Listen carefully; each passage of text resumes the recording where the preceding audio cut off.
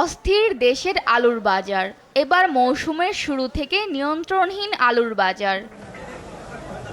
আলু তোলার মৌসুমে কৃষক যে দাম পেয়েছে তার তুলনায় প্রায় ৩ গুণ বেশিতে বাজারে চলছে বিকিকিনি।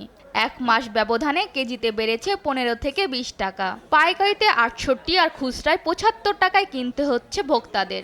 এতে হিমশিম খাচ্ছে সব শ্রেণীর পেশার মানুষ। বাজারে সবটা জিনিসের দাম ঊর্ধ্বগতি। আমরা আজকে আলু কিনতে এসে দেখি গত মাসে আমরা যে আলু কিনলাম ৫৫ টাকা কেজি, সেটা এখন কিনতে হচ্ছে খুচরা বাজারে ৭০-৭৫ টাকা কেজি। এখন আমরা মেসে থাকি, এখন আমাদের তো বাবা মা পরিমাণ মতো টাকা দেয়, এখন ওই টাকার ভিতরেই তো আমাদের মানে খাওয়া লাগবে।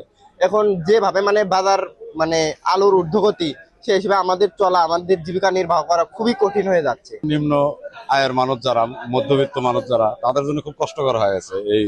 এই অবস্থায় বাজার যদি এভাবে আরো কিছুদিন চলে, খুব কষ্ট করে দেবো আর কি। ব্যবসায়ীরা বলছেন, উচ্চ মূল্য নিয়ন্ত্রণে ভারত থেকে আলু আমদানি করা হলেও অধিক মুনাফার জন্য আমদানিকারকরা বিক্রি করছেন বেশি দামে। আলু আমরা ৫০-৫২ এরকম বিক্রি করতেছি বাজারে, এরকম পাইকারি এরকমই। কিছু বাড়তি দেওয়া লাগবে, কারণ তাদের একটা খরচ আছে, কিছু বাড়তি ধরে বিক্রি করা লাগবে। আমাদের হাতে তো এরকম কিছু থাকে না, সব তো এখন এলসির উপর নির্ভর করে। যত বেশি আমদানি হবে তত দাম কমবে। ১৬ কেনা কেজি গেছে ৮ টাকা খরচ, এই মিলে আপনার পড়ে হলো ৬৫।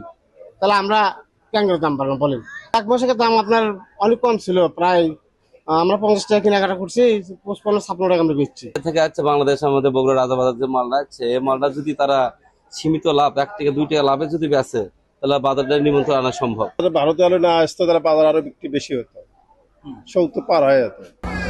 বাড়তি দামের জন্য হিমাগার সংশ্লিষ্টরা দুষছেন মুনাফালোভী ব্যবসায়ী সিন্ডিকেটকে, আর ন্যায্য দাম না পাওয়ায় আক্ষেপ কৃষকের। আমি এই বিএডিসি সরকারি বীজ, আলুর বীজ মনে করেন কিনেছি ৭০-৮০ টাকা কেজি, ৮৫ টাকা পর্যন্ত। আর এই বিরাগ হচ্ছে আপনি ১১০ টাকা।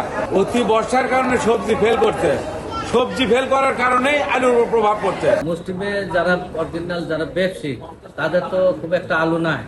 আলু আছে সাধারণত মুসলিম একজন, যার জন্য বেশনি আলাদা হচ্ছে যে আপনার হচ্ছে কম, আর কিনলে আলাদা হচ্ছে বেশি। আর দ্বিতীয় কথা কি, যে এখন এই সময় মৌসুমে আপনার আওতাও বাড়াচ্ছে, বীজও বাড়াচ্ছে।